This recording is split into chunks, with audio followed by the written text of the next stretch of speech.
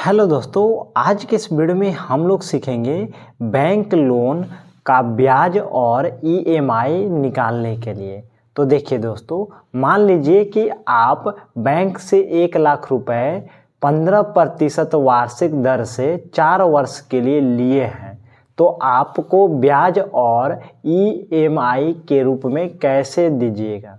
तो देखिए दोस्तों, बहुत कोई इस फार्मूले पर इसको बनाता है, तो यह बिल्कुल ही तरीका गलत है। आज के इस वीडियो में हम लोग सीखेंगे कि यह तरीका क्यों गलत होता है।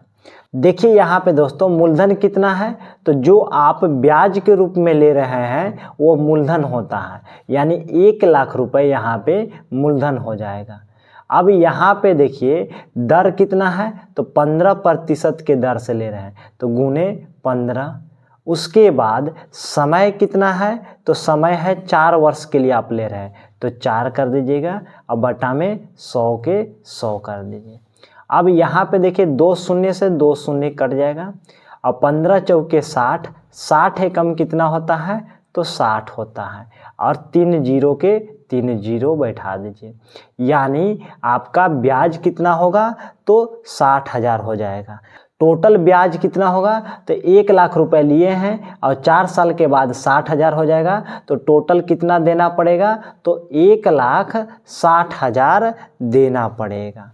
अब यहाँ पे देखिए, अगर इसको ईएमआई के रूप में देना है तो किस तरह से आप दीजिएगा या कितना मंथली दीजिएगा। देखिए दोस्तों, इसका ईएमआई निकालने के लिए इसमें हम कितना से भाग देंगे, तो देखिए 4 वर्ष के लिए था, तो 1 वर्ष में 12 महीना होता है, तो 4 साल में कितना महीना हो जाएगा, तो 48। इसमें 48 से भाग देंगे, तो 48 से भाग देंगे तो कितना आ जाएगा, तो इसका आ जाएगा 3,333.33, ये हो जाएगा प्रति महीना, यानी 48 महीना तक 3,333.33 रुपये देना पड़ेगा।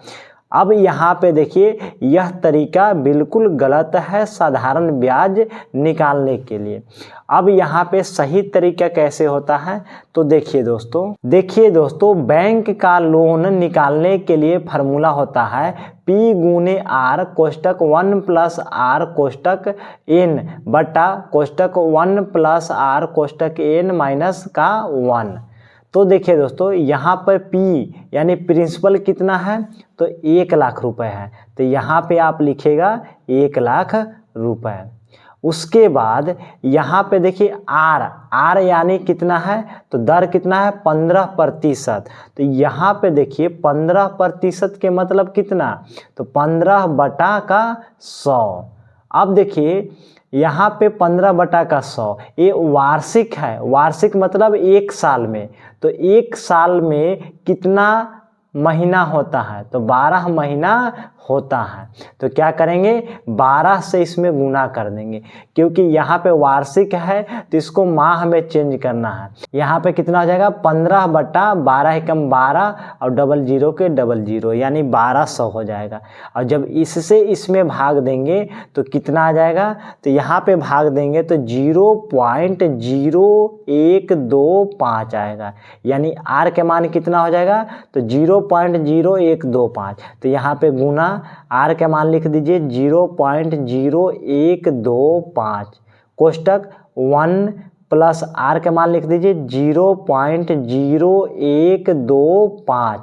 अब देखिए N के मान यहाँ पे 4 वर्ष है, वर्ष को अगर माह में बदलिएगा तो कितना होगा, तो 1 वर्ष में 12 माह होता है, तो वर्ष 48 हो जाएगा, तो N के मान कितना हो जाएगा 48, और यहाँ पे बटा 1 प्लस R के मान कितना है, तो 0.0125।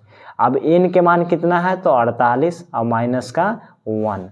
अब यहाँ पे देखिए, इससे इसमें गुना करिए, तो इससे इसमें गुना करिएगा तो कितना हो जाएगा, तो 1250 हो जाएगा।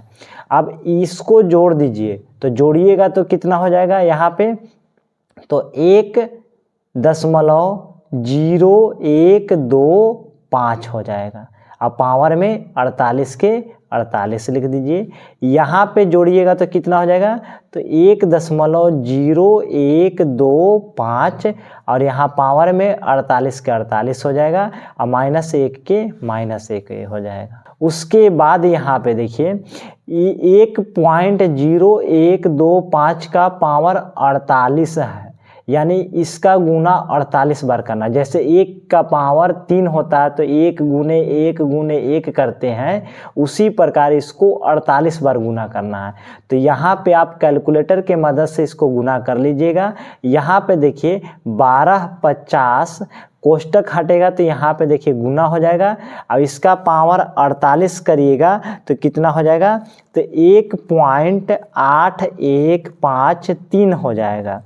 अब यहाँ पर भी देखिए इसका पावर 48 करिएगा तो इस 1.8153 और माइनस का 1 हो जाएगा। अब यहाँ पे देखिए कि 1250 गुने 1.8153, उसके बाद बटा देंगे। यहाँ पे देखिए इसमें इसको घटा देंगे तो यहाँ घटाएंगे तो कितना हो जाएगा, तो 0.8153 हो जाएगा। अब यहाँ पे देखिए क्या हो जाएगा कि 1 2 3 4 अंक के बाद दशमलव है, यहाँ 4 अंक के बाद दशमलव है, तो इससे इसको काट देंगे। यहाँ पे कितना बचा, तो 1250 और यहाँ पे 18153 बचा है। तो इससे इसमें गुना कर देंगे, तो गुना करेंगे तो कितना हो जाएगा, तो 22 69 12 50 हो जाएगा और बटा 81 53 हो जाएगा। अब यहाँ पे देखिए इससे इसमें भागा देना है, तो इससे इसमें भागा देंगे तो कितना हो जाएगा, तो 27 83 हो जाएगा। यानी प्रत्येक महीना आपको 27,083 रुपये देना होगा। तो कितना साल तक देना होगा, तो 4 साल तक, यानी 4 साल तक यानी 48 महीना तक देना होगा। तो 48 से गुना कर देंगे, तो जब गुना करिएगा तो 1,33,584 रुपये होगा।